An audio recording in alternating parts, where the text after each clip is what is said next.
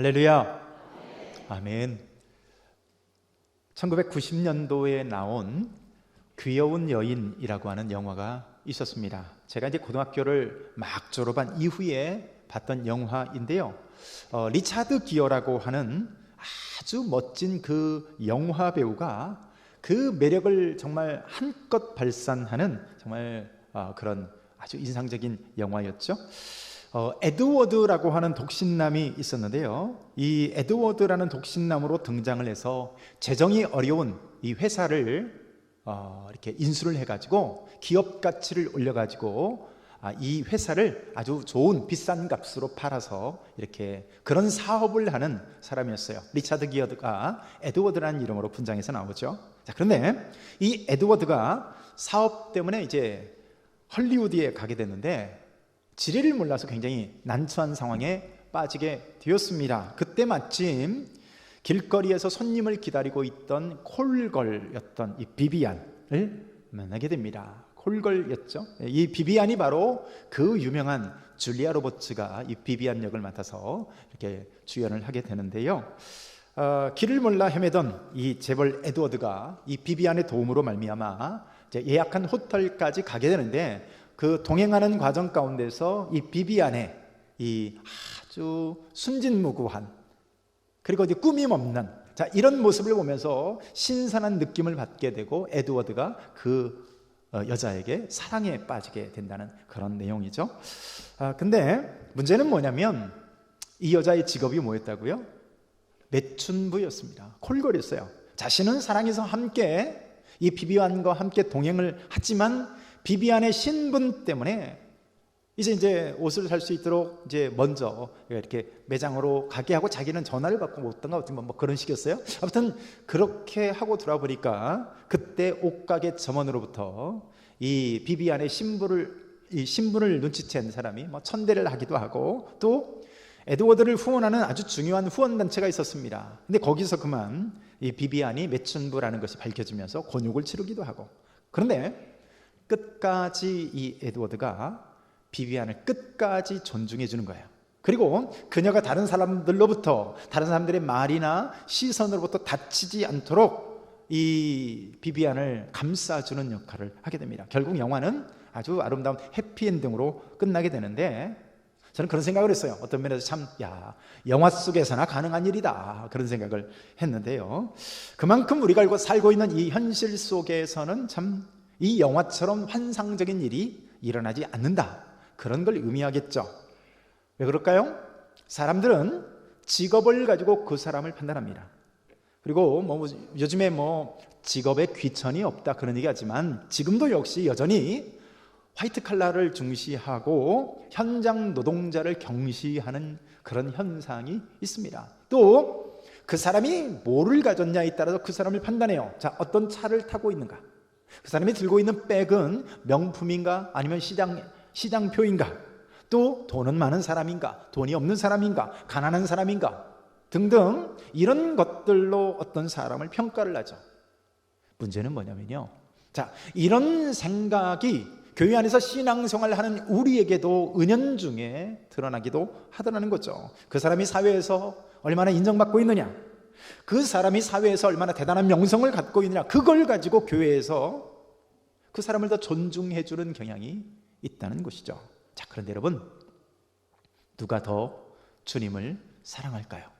누가 더 주님으로부터 사랑을 받는 사람일까요? 세상에서 소위 성공했다고 하는 사람들이 교회에서 더 인정을 받고 존중을 받게 된다면 여러분 결코 건강한 교회의 모습이 아닐 겁니다. 오늘 본문을 보면 한 여인이 예수님께 향유 옥합을 깨뜨려서 기름을 부어드리는 이 도유 사건이 있게 됩니다. 한 여인이 예수님께 향유를 붓고 있는 사건이 놀랍게도 사복음서 전체에 기록되어져 있습니다. 그런데 오늘 누가복음에서 나오는 이 향유를 부은 이 도유 사건과 나머지 세 복음서에 나오는 향유를 부은 사건은 전혀 다른 사건입니다. 나머지 세 복음서에서 나오는 향유를 부은 사건은 이름이 마리아라는 이름으로 등장을 하면서 여러분 거기는 장소도 베단입니다. 그리고 언제 그 기름을 부었냐면요, 예수님이 십자가에 달리시기 직전에 장례를 예비하면서 그 기름을 부은 거예요. 그러니까 오늘 본문은 지금 사역 초기이거든요. 갈릴리에서 이루어졌고 시기적으로도 예수님께서 이제 막 사역을 시작한 지 얼마 되지 않는 이런 상황 가운데서 일어난 겁니다. 그래서 세 복음서를 보게 되면, 오늘 누가복음이 아니라 다른 세 복음서를 보게 되면 이 마리아가 향유를 부었을 때 가룟유다가 막 비난을 합니다. 아니 그것을 팔아서 가난한 자에게 나눠주면 300데나리온의 가치는 될 건데 얘 무슨 허비하는 거냐, 이런 식으로 비난을 하는데 오늘 누가복음에는 전혀 그런 내용이 없습니다. 자, 그러니까 일어난 배경도 다르고 시간도 다르고 그리고 예수님이 이 사건을 통해서 주시고자 하는 교훈도 다릅니다. 자, 그래서 오늘 이 누가복음에 등장하는 이 사건은 나머지 세 복음서에 등장하는 사건과 전혀 별개의 사건이다. 자, 이거를 우리가 상식적으로 먼저 전제를 한 다음에, 자, 오늘의 사건이 어떤 배경 가운데 일어났을까요? 우리 36절 같이 한번 읽습니다. 시작. 한 바리새인이 예수께 자기와 함께 잡수시길 청하니 이에 바리새인의 집에 들어가 앉으셨을 때에, 자, 한 바리새인이 있었습니다. 나중에 보면 이 사람 이름을 시몬이라고 하는데요, 예수님께 식사 자리를 초대한 거예요. 굉장히 이거 인상적인 사건입니다. 왜냐하면 일반적으로 바리새인들은 예수님에 대해서 굉장히 적대적이었습니다. 비교적. 그래서 예수님에게 식사 초청을 잘 안 할 뿐만 아니라 또 예수님도 역시 그들을 향해서 아주 신랄하게 비판을 하시거든요. 이 뱀들의 후손들아, 뭐 독사의 새끼들아 등등 정말 신랄하게 비판하셔서, 그래서 예수님도 잘 참석을 안 하셨을 뿐만 아니라 초청도 안 하는 뭐 그런 분위기였는데 예수님이 오늘 식사 자리에, 그것도 바리새인이 초청한 자리에 참여했다는 것이 굉장히 인상적인데, 우리가 성경을 통해서 보면 우리가 바리새인들에 대해서 굉장히 좋지 않은 인상들을 갖고 있는데요, 사실은 다 바리새인들이 나쁜 사람들은 아니었습니다. 우리가 대표적으로 알고 있는 바리새인 중에 한 사람이 누구냐면 바로 바울이라는 사람이었죠. 그가 본래 사울이라는 이름으로 활동할 때, 여러분 이 사울이 본래 바리새인 중에 바리새인이었다라고 표현을 해요. 그러니까 바리새인 자체가 다 나쁜 건 아니에요. 그리고 이제 요한복음 3장에 나오는 니고데모가 있잖아요. 니고데모도 바리새인이고 유대 관원이었는데 나중에 이 유대 관원이자 바리새인이었던 이 사람이 어때요? 예수님이 십자가에 달려 죽으셨을 때 아무도, 심지어 제자들도 가서 시신을 달라고 못하는 그런 상황이었고, 누구든지 공개적으로 예수를 지지하면 파문을 당하는 이런 상황이었는데, 이 유대 관원이자 바리새인이었던 이 니고데모가 빌라도에게 가서 시신을 내어달라고 얘기를 합니다. 자, 이런 측면으로 볼 때 또 가말리엘 같은 굉장히 존경받았던 당시에, 그러니까 바리새인이라고 다 위선자들은 아니었다는 거죠. 자, 이런 바리새인들이 있었는데, 자, 아무튼 오늘 바리새인 중에 한 사람이었던 시몬이 예수님께 식사 자리를 마련하고 초청을 했고 식사 초대 거절하시 않으시고 예수님이 참석을 하는데, 자, 근데요 예상치 못한 일이 일어납니다. 자, 우리 37절과 8절을 읽습니다. 시작. 그 동네에 죄를 지은 한 여자가 있어 예수께서 바리새인의 집에 앉아 계심을 알고 향유 담은 옥합을 가지고 와서 예수의 뒤로 그 발 곁에 서서 울며 눈물로 그 발을 적시고 자기 머리털로 닦고 그 발에 입 맞추고 향유를 부으니, 자, 여기 예상치 못한 일이 났는데 온 동네 가운데 다 알려진 죄 많은 여자 하나가 그 자리를 끼어든 거예요. 아주 천박한 여자였고요, 아주 더러운 여자라고 혐오하던 그런 여자였어요. 당시에 죄인된, 죄 많은 여자라고 하는 이 표현은요, 당시의 관용적 표현상 창녀를 의미합니다. 자, 온 동네 사람이 그녀를, 이 여자를 혐오를 하고 천박한 여자라고 낙인을 찍는, 사람들마다 손깍지를 하는 그런 여자였어요. 그런데 어떻게 이런 여자가 이런 귀한 자리에 전혀 어울리지 않는 상황 가운데 끼어들 수가 있을까요? 당시 이 창녀들은요, 유대 사회에서 한 정상적인 인격 취급을 받지를 못했습니다. 마치 문둥병자들, 이 나병 환자들이 공개적인 사람들 가운데 나오지 못하는 것처럼 어때요? 맞아 죽거든요, 이 나병 환자들은. 그래서 행여나 누가 모르는 사람들이 다가오면 윗입술을 가르면서 어떻게 해요? 나는 부정한 사람이다, 나는 부정한 사람이다 외쳐야 돌로 쳐서 죽임을 당하지 않을 수가 있었어요. 이게 이제 나병 환자들이 참 슬픈 그런 삶의 모습인데, 사실 오늘 이 창녀였던 이 여인도 어떻게 이런 자리를 올 수 있겠습니까? 공개적인 죄인인데. 더군다나 여러분 보십시오, 오늘 집주인으로부터 초대도 받지 못했습니다.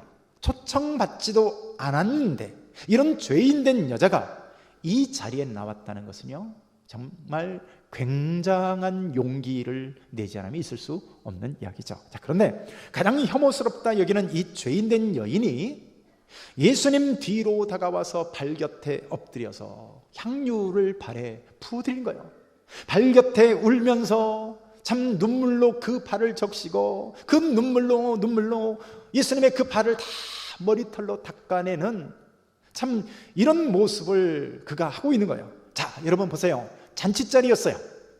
식사 자리고 즐거운 자리고 이런 자리를 배설했는데 생각지도 못한, 그것도 얼굴만 봐도 이맛살을 찌푸릴 만한 죄인된 여자가 와서 그것도 울면서, 속된 말로 재수없게 울면서 눈물로 그 예수님의, 더구나 여러분 머리채를 푼다는 것은 사람이 죽었을 때 장례식상에서 머리채를 푼다고 합니다. 그러니까 여러분 이 모습을 볼 때, 여러분 이 모습이 여러분들은 지금 아름답게 들리십니까? 황당하게 들리십니까? 우리는 지금 결론을 알고 있기 때문에 이 여인의 눈물로 예수님께 와서 머리털을 풀어서 그 눈물로 발을 씻고 닦아내면서 발에 입을 맞추는 이 모습을 참 아름답다 여기지만 사실은요, 황당하기 짝이 없는 상황인 거예요. 특별히 예수님을 초청한 시몬 입장에서는 불쾌하기 짝이 없습니다. 야, 총무 뭐하고 있냐, 이런 여자 들락거리게 만들고 등등, 지금 기분이 확 상하는 거죠. 그런데 이 불편한 심기가요, 예수님에게로 이어집니다. 자, 우리 39절 읽어볼까요? 시작.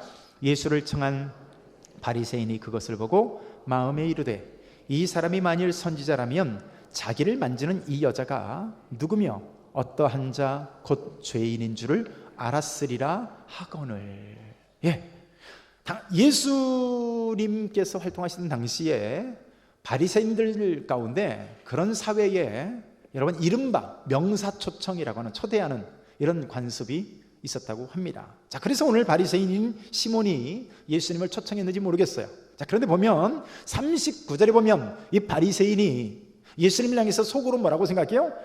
이 사람이 만일 선지자라며, 이렇게 말해요. 여러분, 그러니까 이야기는 이 시몬이 예수님을 지금 온전한 선지자로 알고 있는 겁니까? 아닌 겁니까? 아닌 거죠. 이 사람이 만일 진짜 선지자라면, 그러니까 선지자로도 온전히 알고 있지 않은 거예요. 자, 그럼 왜 불렀을까요? 그렇잖아요. 바리새인 시몬은 이 예수님을 왜 불렀을까요? 선지자로도 완전히 알고 있지 않는데, 그렇게 존경하지 않는데. 여러분, 여러 가지 이유를 우리가 추측해 볼 수가 있는데요, 이미 예수님은 엄청난 지금 이적과 기사를 행했습니다. 이 소문이 쫙 펴진 거예요. 나인성 과부의 아들을 살렸다, 혹은 중풍병자, 혹은 나병 환자부터 시작해서 수많은 귀신 들린 사람들, 그 귀신들을 내어 쫓아주는, 치유하시는 이런 모습들이 소문이 쫙 퍼졌어요. 어쩌면 이 시몬은 이 호기심이 발동했을 수도 있습니다. 또요, 어쩌면 이런 생각을 가질 수도 있어요. 바리새인들이 예수님에 대해 굉장히 적대적이었기 때문에, 자, 예수님을 식사 자리에 초대해서 뭔가 시험하고 트집을 잡을 만한 빌미가 없는가, 그래서 초청했을지도 모르겠습니다. 자, 근데 여러분 속으로는 그렇게 예수님을 생각하면서도 정작 예수님을 향해서 어떻게 말합니까? 40절을 제가 읽습니다. 예수께서 대답하여 이르시되 시몬아, 내가 내게 이를 말이 있다 하시니 그가 이르되 선생님 말씀하소서.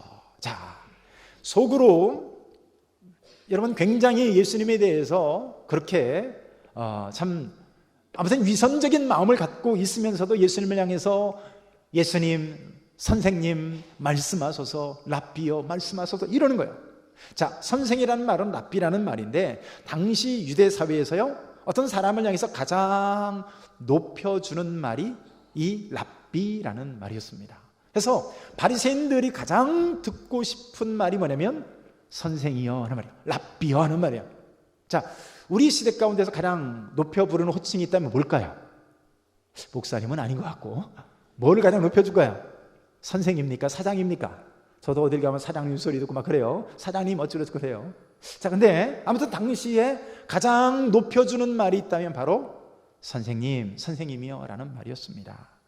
근데 속으로는 예수님을 한심하게 생각을 합니다. 이 사람 뭐야? 선지자라고 떠들더니 이거 사람 구분도 못하는 사람 아니야. 아니, 적어도 선지자라면 자기한테 와서 자기 발을 만지고 울고 있는 이 여인이 누군지를 알고 죄를 지적하고 따끔하게 혼을 내야 되는데 보니까 형편없는 사람이구만, 이렇게 생각을 하는 거예요. 여러분, 이 바리새인 시몬이요, 지금 비싼 음식을 장만하고 좋은 잔치자리를 배설하고 어쩌면 폼나는 자리를 만들었어요. 자, 그렇게 하면서 예수님을 상석에 모시고 나는 예수님을 잘 모시고 있다, 섬기고 있다, 그렇게 생각했는지 모릅니다. 자, 여러분, 과연 누가 더 예수님을 잘 섬겼을까요? 오늘 예수님의 말씀을 한번 들어볼까요? 44절과 46절까지인데 제가 한 절, 여러분들이 한 절, 그렇게 우리가 함께 읽습니다. 그 여자를 돌아보시며 시몬에게 이르시되 이 여자를 보느냐? 내가 내 집에 들어올 때 너는 내게 발 씻을 물도 주지 아니하였으며 이 여자는 눈물로 내 발을 적시고 그 머리털로 닦았으며 너는 내게 입맞추지 아니하였으되 그는 내가 들어올 때로부터 내 발에 입맞추기를 그치지 아니하였으며 너는 내 머리에 감람유도 붓지 아니하였으되 그는 향유를 내 발에 부었느니라. 자, 오늘 예수님을 찾아온 여인은 사람들이 모두 다 아는 죄인이었어요. 자, 그래서 본인 스스로도 예수님 앞으로 나오질 못했어요.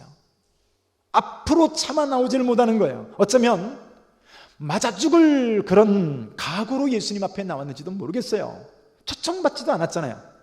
누가 봐도 죄인이라고 손가락질은 그런 사람 아니겠어요? 그런 죄인이라서 예수님 앞에 할 말이 없습니다. 그저 눈물을 흘리며 엎드려 감사하며 흐느낄 뿐인 거예요. 내 죄를 생각하니 할 말이 없습니다. 그저 예수님 발 붙잡고 그 발에 입 맞추고 눈물로 그 발을 닦는 것밖에 없는 거예요.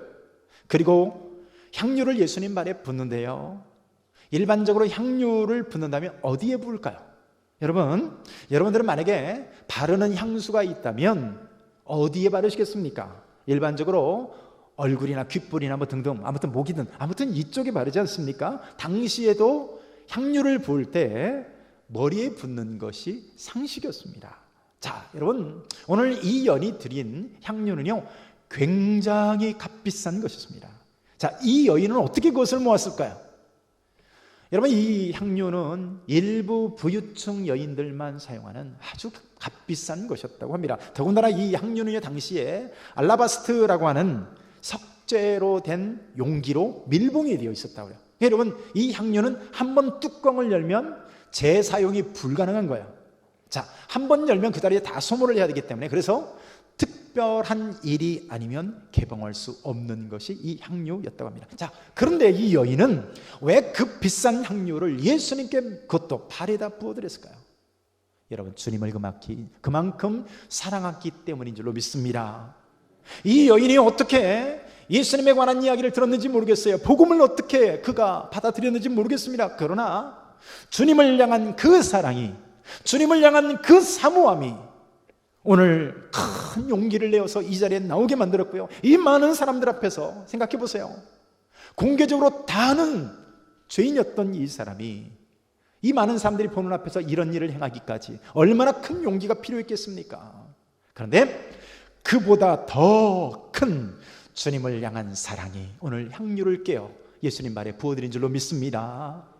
그래서 여러분, 반면에 오늘 예수님을 식사 자리에 초대했던 시몬을 한번 생각해 보십시오. 위선적으로 식사를 대접하고는 있지만요, 발 씻을 물도 주지 않습니다. 입 맞추지도 않아요. 당시에 손님이 오면요, 발을 씻도록 어떤 자리를 내어주어서 발을 씻게 하는 것은 아주 손님을 대접하는 기초 상식이었다고 합니다. 일반적인 상식이었다는 거야. 예수님의 말씀을 보세요. 너는 내가 들어올 때에 감람유도 내게 붙지 아니하였다. 여러분, 감람유라는 이름이 붙은 것만 봐도 그 당시에 가장 흔한 나무가 바로 감람나무였습니다. 그래서 이 감람유는 가장 값싸고 가장 흔한 기름이었습니다. 그러니까 시몬은 예수님을 향해서 최소한의 존중을 표하지도 않았다는 거죠. 자, 그러면서 근사한 표정을 짓고 형식적으로는 아주 근엄한 표정을 가지고 예수님을 식사를 대접하는데, 여러분, 돈 쓰면서 식사를 대접하고는 있지만 주님을 진정으로 사랑하지는 않는 것이죠. 이유가 뭘까요? 이유가 뭘까요? 왜 시몬은 예수님 앞에서 이런 태도를 취하고 있을까요? 이미 이 바리새인이었던 시몬은 배부른 사람이었습니다. 이미 사회적 지위와 충분한 명예가 있었고, 이미 존경받고 있었고, 모든 율법과 계명을 다 지킨다라고 하는, 나는 죄인이 아니야, 저런 천박한 창녀와 저런 죄 많은 세리들과 나는 근본적으로 다른 사람이야, 내가 일주일에 몇 번씩 금식하는 줄 알아? 내가 얼마나 많은 헌금을 하고 오늘도 내가 구제를 하는 줄 알아? 그래서 그런 마음으로, 부한 마음으로 인해서요, 예수님 앞에서 옥합을 깨트리지 않는 것이죠. 자, 우리 마태복음 5장 3절 말씀을 우리 스크린 참조해서 같이 한번 읽습니다. 시작. 심령이 가난한 자는 복이 있나니 천국이 그들의 것이며. 천국이 누구의 것이라고요? 심령이 가난한 자들의 것이다 라고 말해요. 당시 예수님의 사랑을 입었던 사람들이 누구였습니까? 예수님과 함께 했던 사람, 예수님의 사랑을 받고 예수님의 은총을 경험했던 그 사람들이 누구였어요? 다 심령이 가난한 사람들이었습니다. 여러분들은 의롭다 하시는 시몬입니까? 아니면 자신의 죄를 바라보면서 가슴을 치며 오늘도 울고 있는 옥합을 깨트린 이 여인과 같은, 스스로 하나님, 나는 죄인입니다 라고 하는 자세로 나가는 사람입니까? 누가복음 5장 32절에서는 내가 의인을 부르러 온 것이 아니요 죄인을 불러 회개시키러 왔노라. 아멘 합시다. 예수님이 오늘 땅에 오신 것은 의인을 부르러 온 것이 아니라 오늘 자신의 죄를 바라보며 예수님 앞에 눈물로 통곡하며 머리를 풀어헤쳐 예수님 말에 입맞추는, 오늘 이 여인과 같이 자신의 죄를 바라보면 죄인이라 여기는 그 사람을 찾으러 오신 거죠. 예수님이 찾으신 사람은요, 스스로 의인이라고 하는 시몬이 아닙니다. 유명한 어거스틴이라고 하는 사람이 있습니다. 이 어거스틴, 흔히 성 어거스틴이라고 말하는데, 이분이 그런 말을 했어요. 이 세상에는 의인은 하나도 없고 단지 두 가지 부류의 죄인만 있을 뿐이다. 자, 이런 얘기를 했는데요, 하나는 자기가 죄인이라고 생각하는 죄인과 또 하나는 자기가 의인이라고 생각하는 죄인, 두 죄인만 있다는 거예요. 자기가 죄인이라고 생각하는 죄인이 있고, 반면에 나는 의인이야 라고 착각하고 있는 죄인, 두 부류의 죄인만 있다고 얘기했습니다. 여러분, 둘 다 죄인인 거예요. 자, 오늘 예수님께서 비유로 말씀하시는 또 하나의 비유가 등장을 합니다. 시몬에게 말하죠. 한 사람은 500데나리를 빚진 사람이고 한 사람은 50데나리를 빚진 사람이라는 거예요. 두 사람에게 오늘도 탕감을 해준다면 누가 더 사랑을 하겠느냐? 여러분, 여기 보십시오. 한 사람도 빚진 사람이 없는 그런 사람이 있는 것이 아니라 다 빚진 거예요. 단지 한 사람은 500데나리, 어떤 사람은 50데나리라는 이 정도 차이뿐이지 모두 다 죄인이라고 성경은 말하고 있어요. 그래서 성경은 모든 사람이 죄를 범하였음에 하나님의 영광에 이르지 못하였더니 말합니다. 여러분, 오늘 우리 모두 다 죄인인 것이죠. 단지 죄인인 것을 아는 죄인과 그것을 인정하고 주님 발 아래 엎드려 오늘도 옥합을 깨트리는 이 여인과 같은 죄인과 스스로 의롭다 착각하며 예수를 거부하는, 복음을 거절하는 죄인만 있을 따름입니다. 오늘 본문 시몬은요, 자신이 너무 의롭고 가진 게 많아서 이 시몬은 예수가 필요 없는 사람이었어요. 반면에 오늘 본문에 등장하는 이름도 없는 이 죄인된 여자는요, 여러분, 그녀에게 있어서 예수는 전부였어요. 그러니까 자신의 가장 귀한 옥합을 깨트릴 수 있었던 것이죠. 여러분, 바울도 생각해 보세요. 바울도 역시 자신의 인생의 옥합을 깨트린 사람이었습니다. 여러분, 어떻게 결혼도 하지 않고 한평생, 일평생 복음을 전하는 일에 헌신할 수 있을까요? 바울은 로마서 7장에서 이렇게 고백합니다. 오호라 나는 곤고한 사람이로다. 누가 나를 이 사망의 몸에서 건져내랴. 내가 원하는 바 선은 행치 아니하고 원치 아니하는 바 악을 행하는도다.